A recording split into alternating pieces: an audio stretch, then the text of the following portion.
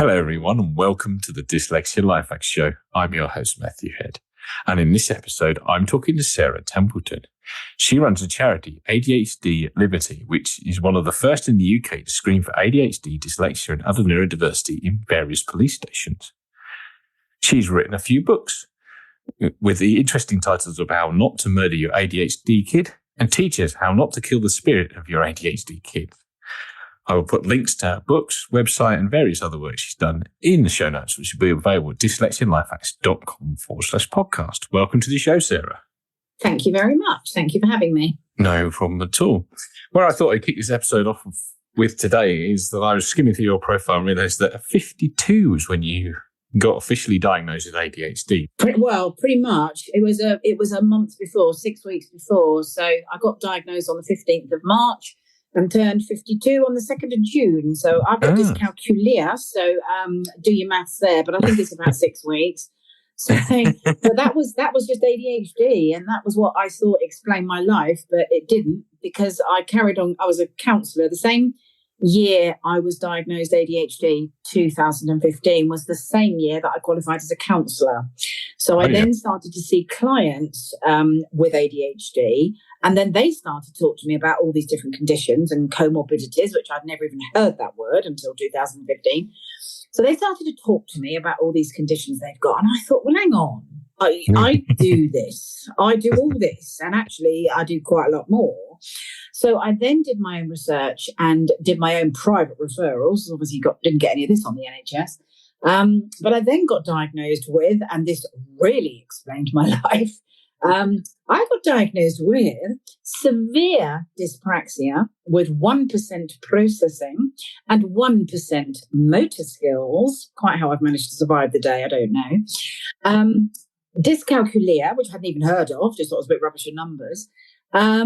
And also sensory processing disorder, which was no surprise because I now know that roughly 8 or 9 people out of 10 with ADHD have also got sensory processing disorder. So that one wasn't a big surprise. But the dyscalculia was, and the severe dyspraxia, that shocked me to the core.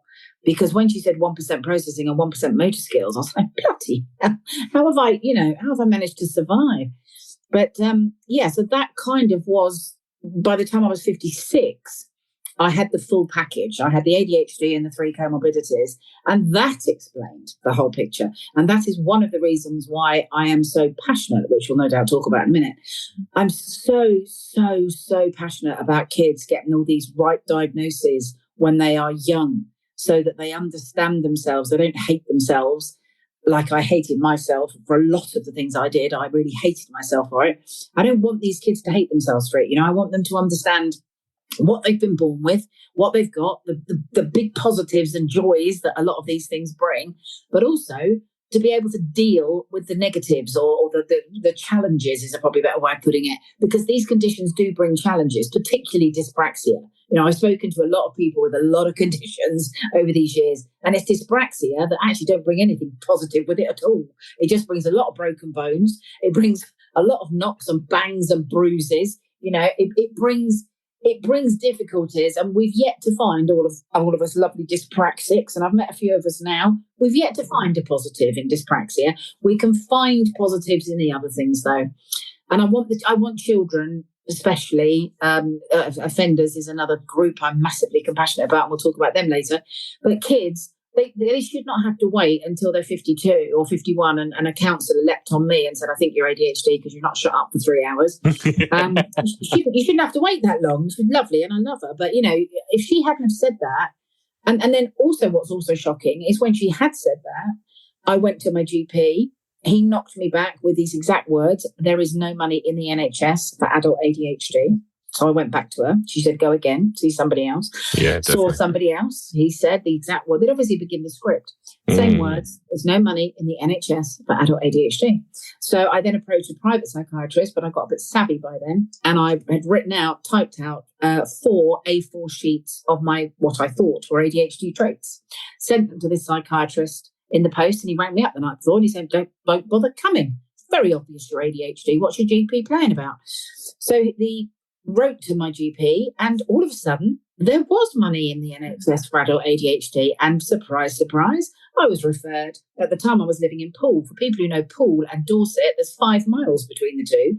I was living in Poole, and I was referred to an adult ADHD specialist psychiatrist between Poole and Bournemouth. So literally 2 miles up the road on the NHS. So, work that one out. There he was sitting there. That was his full-time job. Yet I'd been told there's no money in the NHS for adult ADHD. Yes, helpful as always. And had it not been for this counsellor who every single time I went back to her and said, I'm not ADHD, because she went, I'm sorry, you are, go somewhere else. And she kept literally telling me, go somewhere else, you are. If she hadn't been so sure of herself, I would have definitely given up, definitely. Because these professionals were saying, no, you're not, and even the chap between Poole and Bournemouth, when I walked in, the very first words he said to me after I said hello and he said hello, the very first words he said to me was, well, I don't think you've got ADHD.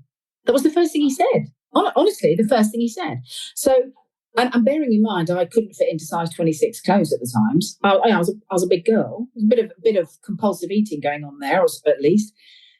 He literally said, I don't think you've got ADHD. And I literally exasperatedly said, would you please just take a look at these notes that I've written? He read the first page, flicked over to the top of the second and said, oh, well, yeah, all right, you have got ADHD. And that was how I got my diagnosis. But how did he have that assumption the moment you walked in the door? Like, God knows. The only thing I can assume... don't walk like somebody with ADHD? How can you make that as an assessment as a profession? Well, as I say, I was a very large girl. I'm still not small. I'm a size 14, 16 now. I'm not minute. But at the time, I couldn't get into size 26 clothes, I was a big girl. So for him to have just looked at me and said that, I don't know, I'd actually quite like to go and sit in front of him again and just say, do you realise how appalling that was? You didn't even let me get more than one sentence out, and that sentence was, hello, pleased to meet you, I think it was, before you said, well, I don't think you've got ADHD. Now, the only thing I can potentially link it with, this was a hospital, and they did deal with a lot of people who had what at the time was still called borderline personality disorder, what is now called emotionally unstable personality disorder. So there are a lot of people like that sitting in reception. And a lot of these people, they are, not all, but some, self-harm. And I think because I went in as a businesswoman who was married, had been married for 10 years, ran a business, owned 2 properties, was relatively successful and wasn't on benefits, crying, dreadful self-harm scars, all that sort of thing. Perhaps he decided that I didn't fit in with his clientele because I didn't look like that. I truly don't know, but I know it was very wrong because I've met hundreds of people since who look like me and who've got ADHD, and they'd have been told the same by him. Yes, helpful, very helpful. But you said once you got the full suite of diagnosis with not just the ADHD, dyspraxia and everything else the things in your life sort of snapped together. Now, looking sort of turning the clock back and looking back on various things in your life, what sort of things do you think, that explains that, and that? What sort of particular moment? Shall we start with the biggie? Go on then. The real biggie is why I failed my 12 plus. Now, I was in a class at junior school, a very good junior school. And of the 31 people in that class, 16 of them passed and went to the grammar school and 15 didn't. In class exams every year, I was always in the top 10. I was either I was 4th, 8th, 10th twice, and I think the lowest I ever was 11 out of the top 16. I should have gone to the grammar school, However, the 12 plus was full of problems, as in Rosie's got 3 grapes and 4 bananas. Jeff has got 6 bananas and 8 grapes. How many grapes has Gerald got? Now, I don't know if you know this, but a dyscalculia brain cannot work out problems. So when I was answering that, I was quite a bright girl. I loved English, loved learning. I was a big sponge back in those days. I still am, actually. I love learning anything new. And I just looked at these questions and thought, how ridiculous. Please, God, ask me something faintly, stimulating that's going to stimulate my brain. So I wrote down random numbers because what I didn't know at the time was brains with dyscalculia don't even attempt to work out problems. It's not that we even go so far and then get it wrong. Our brain won't go there. So I wrote numbers down like 300, 426, 8 million, -2. I just randomly wrote numbers all over this thing. When the results came through, the headmaster, before they were even put out to the public, the headmaster appealed it because he said I should go to the grammar school. Then when the results came out, my mother appealed it. Now, at that point, they were both told she has failed so spectacularly. That was the education department's words. She's failed so spectacularly, we can't possibly put her through. So off I get sent to the really rubbish secondary school. This is the bullet point version of the story. At the end of the first year, when I'd come first in maths out of 132 and first in English out of 132, unbeknownst to me, the headmistress rang my mother and said, this child shouldn't be at this school. She should be at the grammar school. Now, my mum didn't tell me this until my 16th birthday. Oh. I know. She left me at that dreadful secondary school. But the reason for it was when they sent her the school uniform list, it was chock-a-block with lacrosse sticks and hockey sticks and tennis rackets and all this. And my mum couldn't afford it. She just literally a year before forked out for all this new school uniform for the secondary modern, couldn't afford it for the grammar school. So rather than disappoint me, chose not to tell me till I was 16. So I spent 4 years at a dreadful, and I mean dreadful, secondary school. When I joined it in my form room, there were 5 fifth years and 3 of them were heavily pregnant. So it was all about getting pregnant and getting a boy by the time you were 13. That was what that school was all about. And I was bored stupid for 4 years. So the biggest impact for me, I mean, there's hundreds of little ones I could give you, but the biggest impact for me has been on my education. Because if somebody had known I had ADHD and somebody had worked out I had dyscalculia, I would have been given different papers to demonstrate my understanding, intelligence, whatever you want to call it. And I would have gone to that grammar school. And we have an extremely good grammar school in this area. It's one of the best in the country. And I was given a place at it a year late, but we couldn't afford the school uniform because, as I say, my mum had just forked out the whole of the new one the year before. And I therefore spent 3 years at a dreadful, dreadful secondary school where I never, ever got back to learning as well as I had when I was 11 and 12, because I was at a very, very good junior school. So that undiagnosed ADHD and undiagnosed dyscalculia, that screwed up my education. And what I always say to people now is that was in 1975. That was the year I took my 12 plus, 1975. Wouldn't it be wonderful to say, well, that doesn't happen anymore. We've got all that sorted out. We're screening children for all these conditions. They're all being diagnosed. They're all being rubbish. It's as bad now as it was then. It's no different. You know, these kids, nobody's screening them for dyscalculia. Nobody. Nobody. And yet kids are failing the same exams I did now because nobody's picked it up. And this is why I am massively passionate about screening for all neurodiverse conditions from the age of 5. Find out what's going on and don't let these kids be like me. A friend of mine actually pointed it out to me just recently. I'm old now, I'm 60. And it wasn't until 6 months ago that a friend of mine really got hold of me. She's a coach. And she said, basically, you've got to stop thinking of yourself as this really appalling secondary school rubbish person. She said, you're not. You're actually a grammar school girl who never got to go. And that's the first time that the chip was removed from my shoulder. I've walked around with this huge chip on my shoulder all my life because I didn't go to grammar school. I didn't do A-levels. I didn't go to university.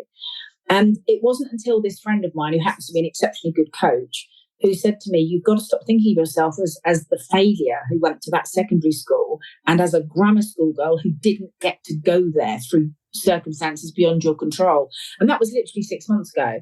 And it's changed the way I feel about myself in the last 6 months. So, yeah, I am more than passionate about kids being identified. Yes, blimey. And that's that's a hell of a story, isn't it? That the sort of the fork in the road between the grammar and the sort of secondary school. And interesting you say about having good math results as a dyscalculic, yes, but the exam style didn't suit you. And it's interesting because when I say to people I came first in maths out of 132 people in the second year, my first year at my secondary school, it's absolutely true. But because it was a very poor secondary school, When I say poor, a lot of the teachers couldn't even teach you to O level. So my best subject was always drama. And I could only do CSE in drama because the teacher wasn't qualified to take me to O level. It was that sort of school, it really held you back. So it was the sort of maths I've begun to realise I was very good and still am good at fractions, very good and still am at algebra. Don't ask me why.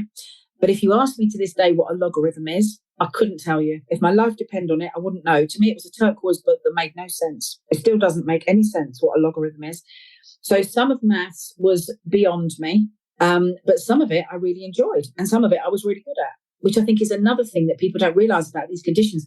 This is why kids get told off in school for not trying. Because if you can be really good at, long divisions and things like that, I loved them. I could sit and do long divisions for pleasure. I love doing long divisions and I love doing fractions and I love doing algebra. But the other bits that to me were just a complete foreign language, made no sense whatsoever. That is why kids in class today get told off for not trying. Because they can do some bits and the other bits you're just not trying, rather than, that could be the way your brain is wired. So your brain's wired to do that, but it doesn't go that way. That's what I think teachers struggle to understand. If you can do, and I'm quite sure it's the same with dyslexia. I've worked with a lot of dyslexic clients. I don't have dyslexia myself. I do have dyscalculia. But I've worked with a lot of dyslexic clients, and that's what they found frustrating. But they can do certain things, and they can spell certain words and do certain things. But then they fail dismally at what other areas, and teachers accuse them of not trying or being lazy, when actually it's not. It's really that their brain is wired and can do certain things and just can't do certain other things. Yes, definitely. And particular schools are a frustrating environment for that, because you can't tailor the environment. You just have to turn up and be like, and just need to force myself through it. And you're so exhausted by trying to force yourself through the bits that don't work, that when you get to the bits that you can do, you run out of steam. Yeah, absolutely. Absolutely. And I so wish, as I say, I'm a very old person now. I'm 60. This happened when I was 12. That's 48 years ago. Yes. You would think that something would have changed in 48 years. Very interestingly, I rang up my English teacher recently, only about 3 months ago. I thought the poor woman, may have passed, bearing in mind I'm 60, but no, she's alive. And this English teacher at my secondary school, she was wonderful, and she taught me in such a brilliant way. She also obviously realised I was ADHD and needed to keep keeping occupied, because we did Macbeth for 2 years, and I read Macbeth. I was in Mr. Macbeth for 2 years. She never took me off. She changed every other role, but she left me as Macbeth all the time. And when I rang her up, I wanted to say thank you, because one thing she did for me, she said she'd never done this before. I wrote an essay, and she actually said it to the class. She said, I want to read this essay out to you, because I've never given the mark. I want to give this mark to this essay before, but I want you, the class, to decide. And she read out my essay, and the whole class went A+. And she said, that's what I wanted to give it, but I've never given that mark before. And she gave me an A+. And she also told me I should be a journalist. And this was back, 100 years ago. But when I rang her a few months ago to say, I finally did get round, not to being a journalist, but I finally did get round to writing books. It took me till I was in my mid-50s, but I just wanted to thank you, because that comment you said about you should be a journalist, and it was exactly those words. It wasn't, I think, it was, you should be a journalist. I've never, ever forgotten that. And that kind of gave me, not confidence, but more like the knowledge that actually I did have it within me to write. I did have it within me. It just gave me that knowledge from somebody, clever enough to be an English teacher, that I should do it.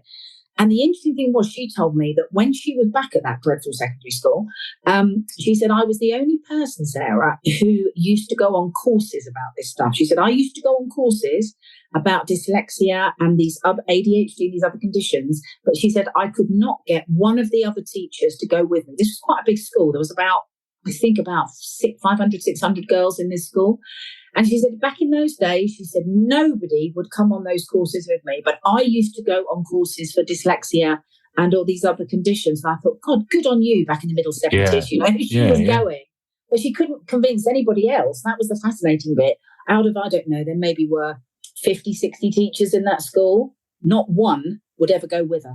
Not one ever thought it was worthwhile, That's what's heartbreaking. But she did not inspire. She gave me the confidence to know that I could probably do it. Yeah. Yeah, definitely. You need people like that, don't you? Oh, God, don't you? You so do. I found that when I was counselling. I am a qualified counsellor. I don't see clients hardly anymore because I'm just too busy. But when I was working with my teenagers, I loved and adored working with ADHD. The angrier and ruder and aggressive and hating their parents, the more of that, the better. I loved them. And I always used to do this with them and the young offenders I work with in prisons. The biggest thing you can do for them is give them the knowledge and the confidence to try and to know that they have choices. A lot of them feel that they don't have the choices. They've got these conditions, they've been told they're dyspraxic or dyslexic, and they've got ADHD and they've got autism, they've got all that going on. And a lot of them think, well, that's me screwed then. I'm not going to achieve anything. And I think the biggest thing I did for them was say, well, yeah, but look at Richard Branson. Number one, Richard Branson's dyslexic, ADHD, and he's been in prison. And look at him now. And there's thousands of those. There's thousands and thousands of high achieving people who've got 1, 2, 3, 4 neurodiversities, and it has not held them back. And that, for a lot of these kids that I was working with, was massive news, because they've got everybody in their life, from teachers, tutors, head teachers, form teachers, Senkos, all saying, oh, well, you'll amount to nothing. And if you don't get your maths GCSE, you might as well forget it, your life's over. And I'd say it's really not. I got ungraded for my maths O level. It hasn't held me back. I've got businesses, properties, charities. I do loads of stuff. And I've still got ungraded for maths. It hasn't held me back. Yeah. And that, I think that for children, giving them the confidence to know that you can be absolutely dreadful at some things, absolutely appalling, rubbish, the worst you can be at some things. It doesn't have to hold you back. You only have to be good at one thing. I always say this, one thing, just find that one thing, whether it's plumbing, pottery, whatever it is that you're passionate about, go for it, because that's what you'll be good at. And it doesn't matter if you got ungraded for maths, it's not going to hold you back. Yes. So that's how I used to work with my clients. And it's so important. But I didn't have anybody saying that to me when I was younger. I was just rubbish at a lot of things. Yeah. So what did you get up to when you left school? Obviously, you alluded to failing some of the grades and bits and pieces. So what did you drop into? What did I drop into? Well, I dropped into what my mother told me I had to drop into. I was accepted at the local, very, very good, another secondary school, but a very good one that specialised in the arts. And I was accepted to do A-levels in English, drama and theatre arts. But my mother wasn't having any of that. She didn't want me to do that. So she sent me to the local secretarial college, which I hated. I then went to work in London. When I was 17, 18, working in London as a secretary, everybody kept saying to me, you should work in advertising. I was like, should I? I don't even know what advertising. All right. And eventually I got a job for one of the biggest advertising agencies in the world at the time. I don't know where they are now, McCann Erickson. But at the time, they held all the big ads. We used to do the Esso Tiger ad, the Lloyd's horse ad, the Levi jeans ads, the Nescafe ads. That was my job, actually. I used to shine the coffee beans. So I don't know if you're old enough to remember, but when Gareth Hunt, Una Stubbs and Diane Keane used to do the shaking of the coffee bean, and the coffee beans would come down in the hand and there'd be 3 coffee beans, that was my job. I used to go and buy the coffee beans and shine them and oil them every day. So they were all ready. So I did work in advertising for a year and a half, and I absolutely loved it. But ultimately, I used to go into employment agencies, and I would look at these women sitting the other side of the desk going through all these jobs and helping people. This is where the ADHD compassion came out. I used to see all these people, working and getting people jobs. And I think, I want to do that. I want to help people. I want to help people get jobs. So when I was 23, I went into an agency. They said, come and work for us. And that was my life. I spent my life doing recruitment and working and helping people get jobs. I absolutely loved it. So I spent most of my 20s, all of my 30s and my 40s working in recruitment. I had my own agency, of course, ADHD, set up my own business. We don't like working for other people. And I ran employment agencies very, very successfully. And I think I was successful, not because I'm any great salesperson, but because I really like helping people. So, I really, really like helping people. So my biggest success, I'll tell you my biggest success. I had a girl ring me up on a Monday sort of lunchtime, and she was crying because she'd just been made redundant from a very good job. And she was crying. She was about 30, this girl. She was crying because on the Friday she was due to move into her first house, which she had bought with a mortgage and everything. Right? This was a Monday. She's made redundant. By the Wednesday afternoon, I'd got that girl another job on a higher salary than she'd been on. So by the time she moved in on the Friday, and she had to start the new job the following Monday, but that's the sort of thing that gave me my ADHD buzz, that gave me the adrenaline. So I was very lucky in that I avoided alcohol and drugs. Alcohol I did a bit in my 20s, but I largely avoided the things that gave you a buzz, because I got it from helping people exactly like that, that were in dreadful situations, that would come on the phone sobbing and crying, or, come into my office crying and all upset. And I just love nothing more than helping them and changing their life for them, So I did that for a very long time. And then in my late 40s, I thought, I've had enough of this now, bored. I'll train to be a counsellor. So I trained to be a counsellor when I was 49. And then qualified when I was same year I got diagnosed. So 2015, diagnosed that March, and qualified as a counsellor the November before. So where does the volunteering work and working with homeless and offenders and things like that, where does that fit into that? Oh my, okay. Sort of life story. That fits in beautifully. When I was in my early 20s and doing all this recruitment and earning lots of money and everything, I used to love going to the theatre. I'm a very big theatre person. And I used to go to the theatre loads and loads and loads. I used to go out twice a week. I'd finish work early on a Wednesday and go to a Wednesday matinee. Then I'd go to another show on the Saturday or Sunday. I was literally running out of West End shows to go to, because I used to go and see them all the time. And of course, when you walk around London, especially in those days, there was an awful lot of homeless people. And me, with my ADHD compassion that I had, I would always give them money. Or I know now that money's not great, because sometimes it means they're going to spend it on drugs. But in those days, I used to give them money. And I was giving them quite a lot of money. I mean, back in those days, I was giving them about 20 quid here and 20 quid there, and practically bankrupting myself. And one time I was sitting on the tube and I was looking up at the adverts, and there was an advert from The Big Issue. And it was advertising for people. It said, do you feel compassion for people? Do you care about people? Blah, blah, blah. And I thought, yes, all of that, big time. And it said, we are launching our very first ever Big Issue mentoring scheme. So I wrote down all the details. I applied and I got on it, on their very, very first mentoring scheme. Nice. Where I was matched with, how many did I work with? Several people. Then that was taken over by an organisation called the DePaul Trust, who are very, very big in the homeless world. And I was mentoring for them for about 7 years, loving helping these homeless people. I mean, some of them, one girl, for example, who I mentored, she had been told at school, you will end up on the streets.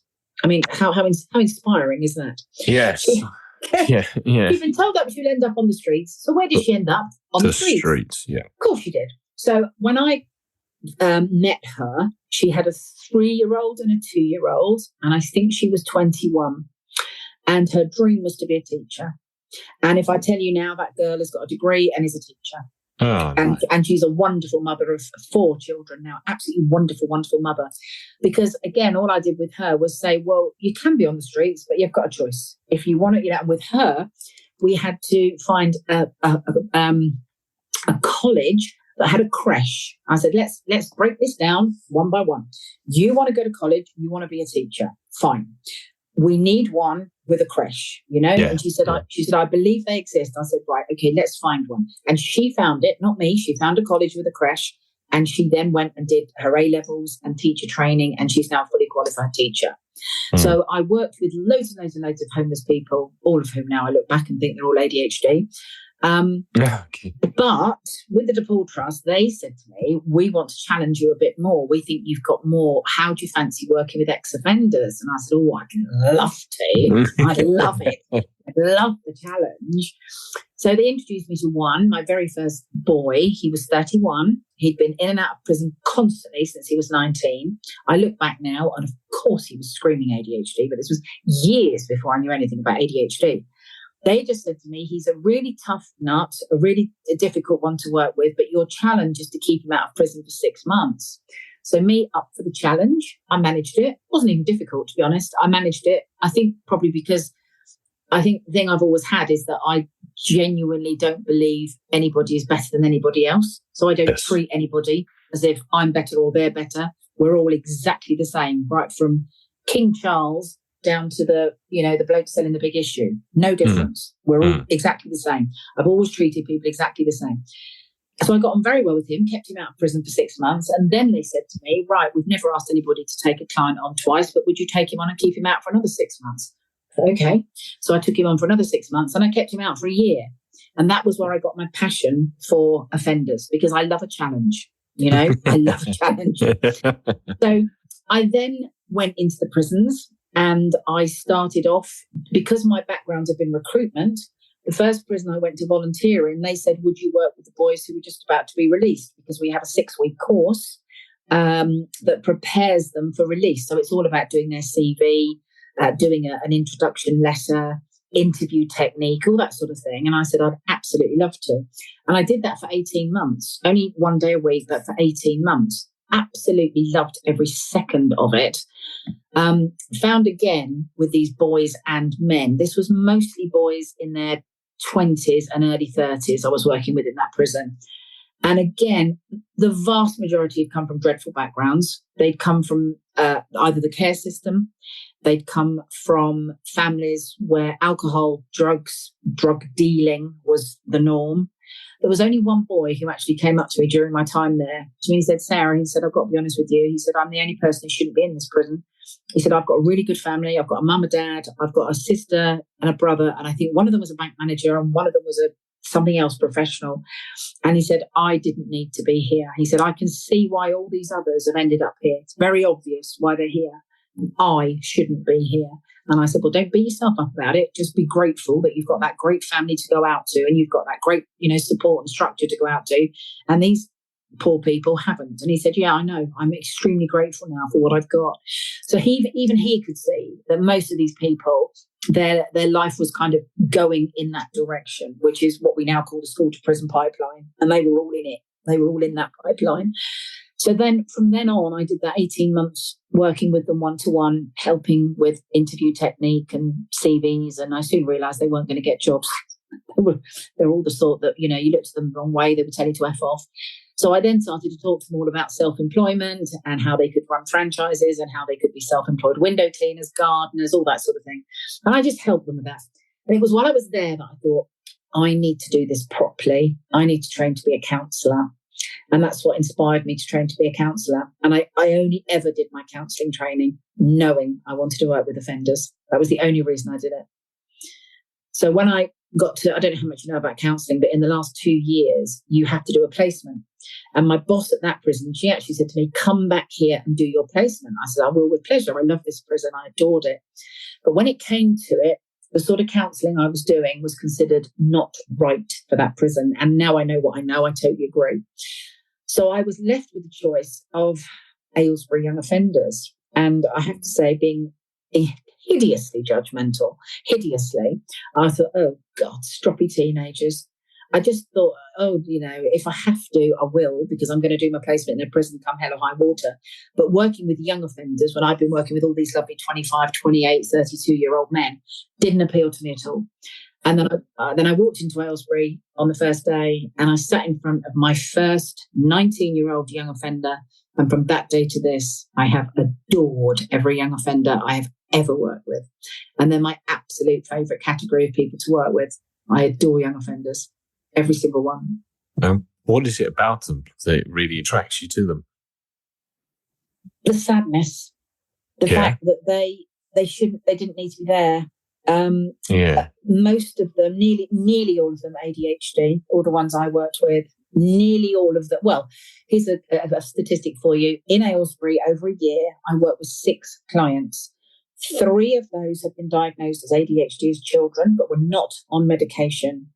And of the other 3, 2 of them, I got diagnosed ADHD on the outside. It's only number 6, who I don't think probably was ADHD. I kind of lost contact with him, but that was 5 out of 6 that were ADHD.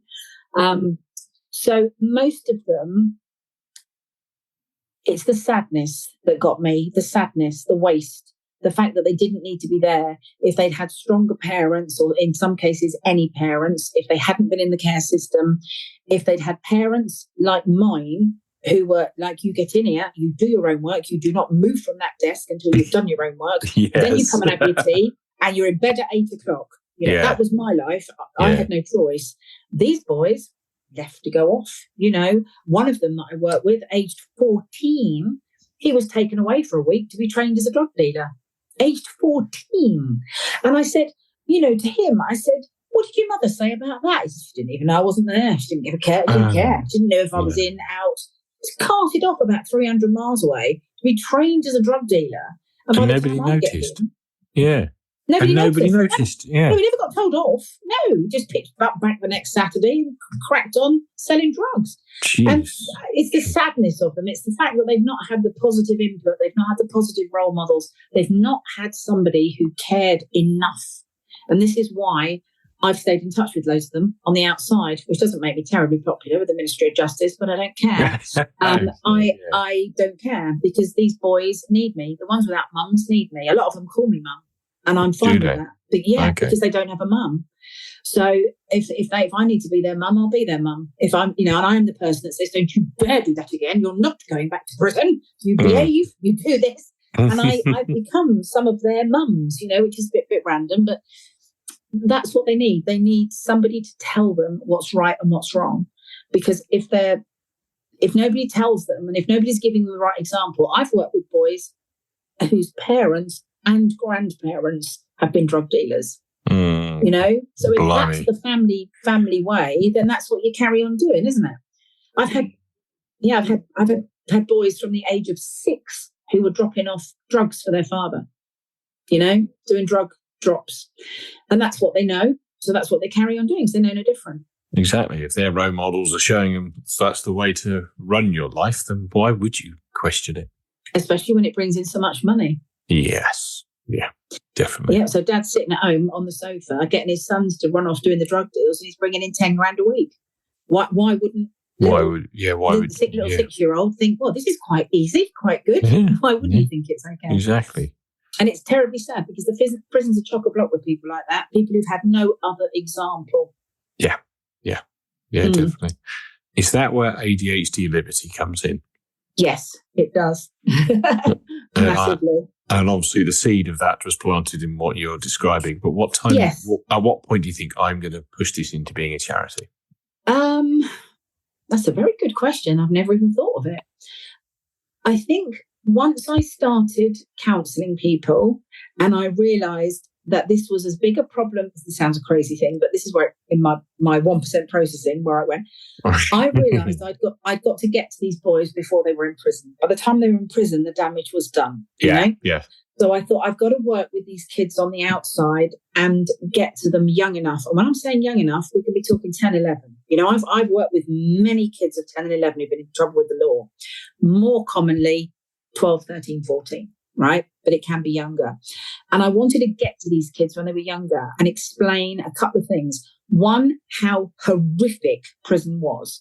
Because there's a bit of this still exists to this day, and I don't understand it. There are people that come out of prison and say, well, it's all right, it's okay, it's quite cool, I've got this in there, I've got that in there. They have to do that to save face. They can't say these are dreadful places, you get treated like dirt, you get locked up in your prison for yourself for 23 hours a day. The food is so inedible that you would choose not to eat it. You can only eat what you buy from the canteen at the end of the week. Sometimes you can't go out on visits because you're so scared you're going to be knifed. That's the reality of prison. Prison is a very scary, nasty place. Yeah. But to save face, the people coming out of prison have to pretend it's not that way. Oh, it's okay, mate. Yeah, I've had a client once, years ago, whose uncle was in prison. And the uncle used to phone up this client of mine and say, oh, it's not bad in here, mate. Go and punch a copper, go and do something. Get yourself put inside. I'll be here, I'll look after you, we'll have a right laugh. And the mother absolutely, she kept saying to me, for God's sake, what do I do? I said, well, block the uncle's number for starters. Stop the uncle ringing, But I think the boy we were talking about there was only about 13. And yet the uncle was saying, go and do something to get put inside. It's not as bad as you think. Oh, God. Whoa. It is. It is. So I thought, where did ADHD liberty come into it? quite soon after I started counselling, I thought we need to help. We need to help everybody with ADHD and any of these neurodiversities. Yes. But we specifically need very specific help for people that are going down the addiction road, which is hugely connected to ADHD, and also people who are already down the offending road from a very young age. So I set up 2 separate companies. Head Stuff ADHD Therapy was for the therapy, bog standard therapy for everybody. And then Head Stuff ADHD Liberty was all about, addiction and crime. And then a few years later, somebody said, I can't even remember who now, you should turn it into a charity because then you'd be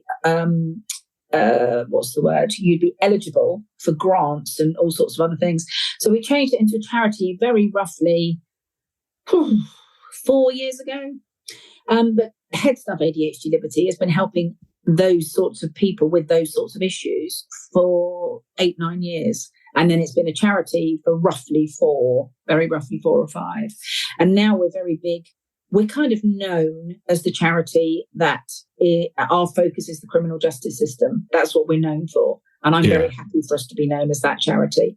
Yeah. We do fight for the people with the least voices. And the people with the least voices are the people who are homeless, who are, having some very, very serious and chronic severe addiction issues, and people who've been in prison, because they are the ones with the quietest voices. So we shout very hard for them.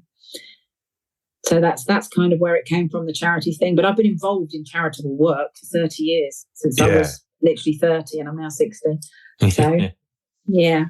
Yeah. And what sort of things are you trying to put in place in the criminal justice system and ex-offenders? Very, very, very easy what we're trying to put in place. We're trying to get everybody screened for ADHD and the coexisting conditions everywhere. So on induction wings in prisons, in youth offending services, especially because the younger we can pick up kids, the better, and also probation, because it's probation's job to stop people reoffending. Yes. If they are reoffending because they've got undiagnosed ADHD and they just can't stop, speeding or doing whatever they're doing to get their buzz, then we can, probation can pick them up. So let's take Birmingham Police as an example. We're dealing with 29, I think it is at the moment, police forces. But Birmingham, they're doing a brilliant thing. West Midlands Police, Birmingham Probation and Birmingham Youth Offending Services are all starting to screen at the same time so that they can prove how much ADHD is in YOS, how much is in probation, and how much are they seeing in the police. So they're screening across the board. Greater Manchester Police, they've decided to do it differently. They've decided to start screening in the branch of theirs where they see most children, which thrills us because, the younger we pick these people up, the better. Oh, most definitely. Yeah, Greater Manchester Police have chosen to start in the particular station in their area where they see most children coming in. So people are doing it differently. Different police forces are doing it different ways. And we're very flexible on this. We're not dictatorial. Several police forces have said they want to start screening on their, I think they call it liaison and diversion.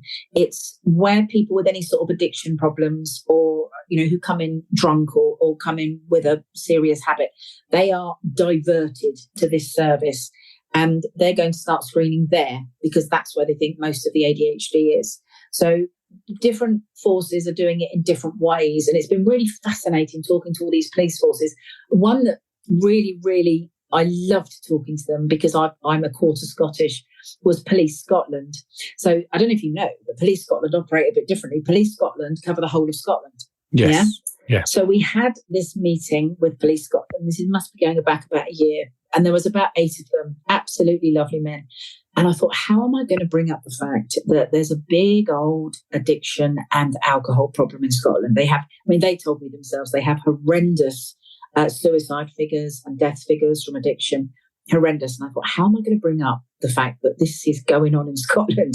And I think it's probably to do with a lot of undiagnosed ADHD, because every single client I've worked with in the last 10 years, I've asked them if there's any Scottish in their family, and only one person said no. Oh. Thousands said, yes, my mum, yes, my dad, yes, my granddad. So I've got a big belief that there's a big genetic link with Scotland and ADHD. Anyway, when I had this lovely meeting with Police Scotland, I was racking my brains. How am I going to bring this up without offending them? How am I going to do it? And I said, look, I don't want to offend anybody here, but I know that Scottish people and Irish people are quite fond of I started it and they finished the sentence for me. They said, we know, trust us, we know. We've got major alcohol problems here. We've got major drug issues in Scotland, and we've got a major suicide. I think they said something like, don't quote me on this, but I think they said something like their suicide rate is the highest in Europe. It was a frightening figure, you know. And they said, we firmly believe that is down to a lot of undiagnosed ADHD. So they finished the sentence for me, which was brilliant. Yes. And Police Scotland are going to start screening. They've got to. They've said, we've been instructed, basically, we've got to do something about these numbers. And we believe that undiagnosed ADHD could be the explanation for a heck of a lot of it, if not all of it. So we've got every police force we've spoken to. I could cry at this moment because they've all been so lovely. They've all been so grateful for what we're doing, because we don't charge anybody a penny. I spend all day long every day doing this. We don't charge anybody a penny. We give them all the screening tools. We give them what happens next. We advise people, and all of them are so lovely. And the reason for that, all the police officers we're talking to are ADHD themselves. And that's why they've picked up, all these people I'm picking up off the street. They're all like me. They can all see it, in the clients. They can see it. It's the coin flip, isn't it? Are you the offender or the I suppose, the public face of justice? But which way does the ADHD push you? Many of the officers I've spoken to have said I could so easily have gone down that route. I can see if I hadn't had the strong parents, hadn't been sent to boarding school, or hadn't, whatever, I could have gone down. They can see that they could have gone down that route. And interestingly, we're now, in the last 6-9 months, we're now getting approached from different countries, particularly Australia. Really? Australia. Yeah, I had a meeting yesterday with Queensland Police. Okay. And we now realise this screening for ADHD in police stations, which we thought was just a little thing that we were going to do with some police forces in the UK, that has already exploded, because it's nearly the whole of the UK we're dealing with now. There's pockets that we aren't, but we're going to talk to them. But most of the UK we're dealing with. But now suddenly approaching us, because we wouldn't have the gall to do this ourselves, but we wouldn't be poking our noses in. But we're getting contacted by a lot of police forces abroad, and all of them have told us there's no ADHD screening going on. So our little teeny weeny project that we started with the City of London Police, which was teeny weeny, we now actually think we're the first in the world. We've had people tell us we're the first in the world. We've had 2 people in America, separate American states, contact us and say, there's no ADHD screening going on here, and our problem is as bad as yours. But in America, they've said, we're going to have a bigger problem with it here, because they are so tough on crime in America. What would get a 20-year sentence here would get a 90-year sentence in America, for example. So they said, we're going to have a bigger battle getting people to realise that there might be a reason for this behaviour, because people will see it as an excuse for that behaviour. So, as I say, we have had contact from 2 different police forces in the States, but they've both said, we know it's going to be a much more difficult nut to crack. We're jealous, basically. They said, we're jealous of what you're doing, because we know it needs to be done here. And the Australians are wonderful. We've spoken to so many, we've had Melbourne Police on, Queensland Police, and they're all lovely, but they're saying, we're just following you. We love the UK. Whatever you're doing, we'll just follow you. We'll just do it. So we're sending everything over to them, and they're going to be starting to screen as well, which is amazing. Yeah, brilliant. Yeah. Definitely. Wow. That is interesting, isn't it? I wonder, I heard some scary statistic with dyslexia that's nearly like 50% of inmates are dyslexic. Just in case school doesn't work for you, you're going to maybe turn to crime instead of starting businesses like that sort of knife edge with Richard Branson. That dyslexic, I can guarantee you they're ADHD. I would put my life on it. Yeah, I think so. Yeah. Oh, 100%. Yeah. I've never met anybody with dyslexia who's not got ADHD. Never. And Maybe I should get checked then. It's a challenge. I've got it out there. For the first person who comes to me who's dyslexic and not ADHD, bring them to me. I'll give them a prize. I'd love to meet them. I don't think they exist. Oh, right. Well, but, I don't think I've got ADHD, so I could be wrong on that one. Well, you might get my prize then, love, because I've been waiting for years to find somebody who doesn't have ADHD and is dyslexic. I've forgotten your question again. There we go. So I've gone off a tangent. I took you off on a tangent, so it was fine. Okay. What I was doing is musing about the fact that 50% of prisoners are dyslexic, and then correct. Yes, and I would say all those prisoners have got ADHD without a shadow of a doubt. I don't know if you probably know this figure. For many, many years, when I first came out of the prisons, which was beginning of 2016, they were putting out this figure that 1 in 4 inside prisoners got ADHD, and I was like, no. But nobody would have it, and they kept putting this 1 in 4 figure out. And every time I read it, my blood pressure would just like, not 1 in 4. It's most of them. Anyway, about 3 years ago, somebody called Dame Sally Coates was commissioned to do a report, I believe by the MOJ, and she did a report, and she said in her report, it is now not unreasonable to believe that at least 50% of the prison population are neurodiverse. So for Dame Sally Coates, she's getting closer. But you see, the thing is, they're basing that on people that have been diagnosed as children. They're not basing it on all the people who haven't been diagnosed. So once they start actually screening in the prisons, I think they are going to find the figure much nearer 80 to 90% is neurodiverse. And we will, of course, mention autistic people, because there are many autistic people in prison as well, but they're in there usually for different things. They're not in there for fighting, for drug dealing, GBH, ABH, attempted murder, all that sort of stuff. They don't tend to be in there for that. They tend to be in there for the crime where they've had to use their brain, because their brains work very well. In fact, I had a big meeting with the UK, what do they call themselves? They were basically the scamming and hacking team, which of course now most crime is cybercrime and online crime, and that is massive now, absolutely massive. They had begun to realize, this was a good year ago, I had this meeting, they had begun to realise that most of the people they were arresting were autistic. They'd realised that themselves, because these people have got very, very clever brains. And because they're wired differently, they can see the way around things and through things that other people just can't see. So there is a proportion of people in prison with autism, and there's also obviously a proportion who are both ADHD and ASD. You have got that. But really, the percentages, I would imagine you're looking autism maximum, this is just me saying this, maximum 10-15% in prison with autism, ADHD 85%. It's that, it's a cavernous difference. Because the ADHD natural ways of thinking, I don't know how much you know about this, but ADHD ways of thinking are, we're always best, we want everything our own way, we've got no patience, we want everything now, we push boundaries, we hate authority, we don't like being told what to do, we always think we know best, and the big killer, we get bored. So if you ask most of the boys why they committed their offences in prison, boredom is the number one thing. Boredom. I had nothing else to do. Just needed to get out and do something. And also we're impulsive. And the other killer for ADHD is that our brains don't naturally think of the consequence. So, I worked with one lovely boy. He wouldn't mind me talking about him in Portland prison. And he was in there for stealing his 1,000th car. 1,000th? 1,000th, yes. Number 1,000. He was about 26 at this point. And I said to him, be honest with me. I said, no judgment here whatsoever, but be honest with me.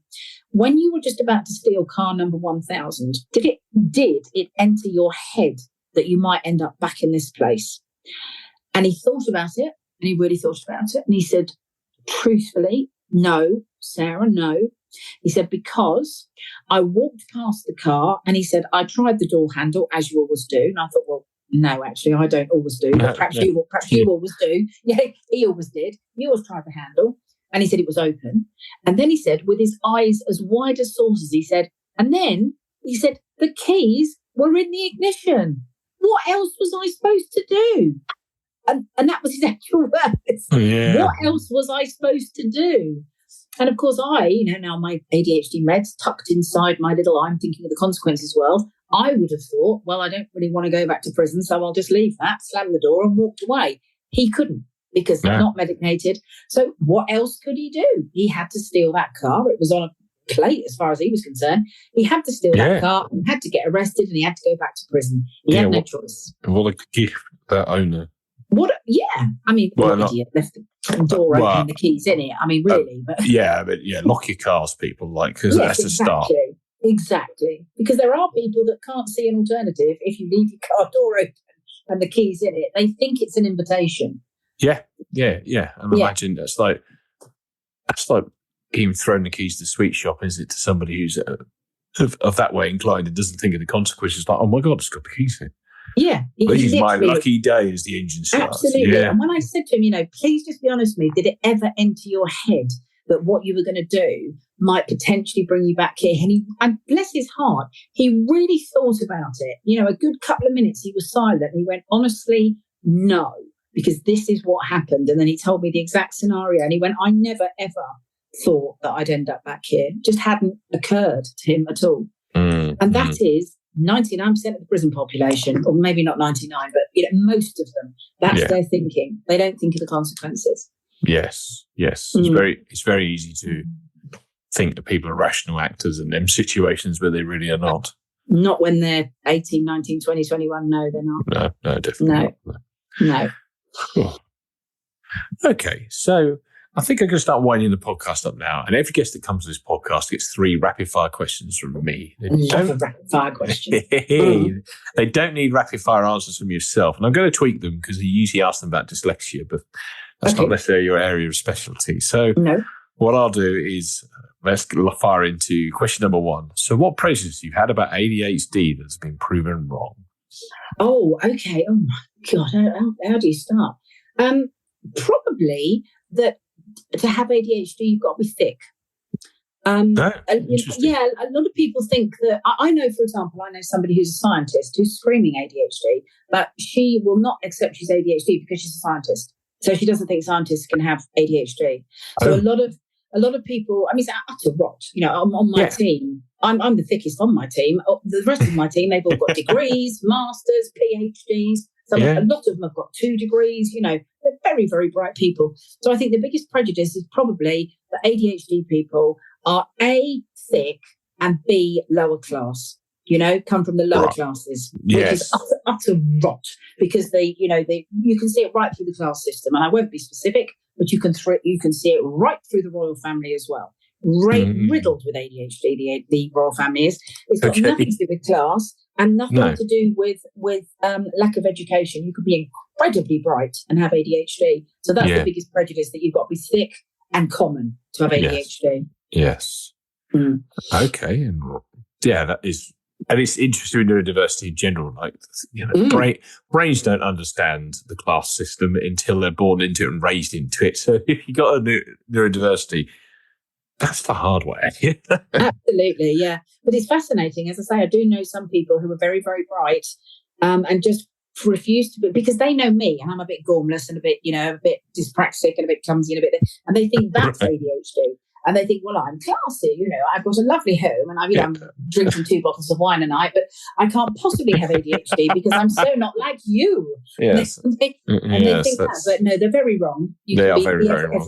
Every type of person. Yeah. Yeah. Okay. So rapid fire question number 2. If an alien landed and you had to describe ADHD to them, how would you do it? I would say it's a different brain. It's a brilliant brain. It's no less brilliant than a neurotypical brain, but it's wired differently and it reacts differently. It has things that it's extremely good at and things that it probably isn't so good at, but it's basically a different wiring. And we have a different brain. And in my personal view, it's a better brain because we're more interesting and we're not boring. But I would tell the alien that we are not less than, we are at least as good as, if not better than, your average neurotypical. That's what I would tell an alien. I'd sell us well. Yeah, why not? Okay, and the final question is rapid fire set. And seeing as this is the Dyslexia Life Hack show, what is your favourite ADHD life hack? Oh, that's a blooming good question.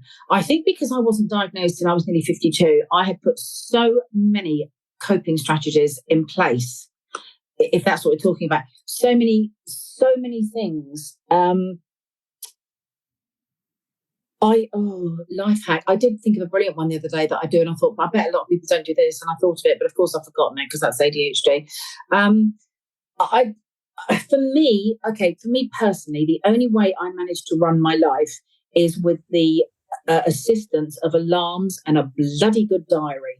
If I don't write everything, literally, if I don't write things down, so sitting literally opposite you now is this a post-it note? Actually, post-it notes. That's going to be my best life hack. Post-it notes, because I write everything on a post-it note, and then when I leave this room, I will take the post-it note with me. So post-it notes, because they can travel with you, they're terrific. And then when you've done whatever you needed to do, you can screw it up and chuck it and get rid of it very easily. So I probably spend a fortune on post-it notes, but I don't care, because that way, whenever I'm on a meeting or anything like this, if you'd said, Sarah, you've got to remember to do this, I would have jotted it down on this post-it note, and that would mean it would get done. If it wasn't written down, it would almost definitely get forgotten. Almost definitely.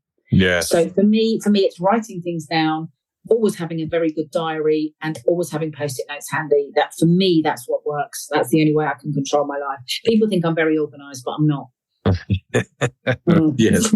Not organised, but good systems. Yes. Yes. But because I didn't know till I was nearly 52. So you just find ways, don't you, that work for you. I soon realised that I couldn't remember anything, so I had to write it down. Yeah.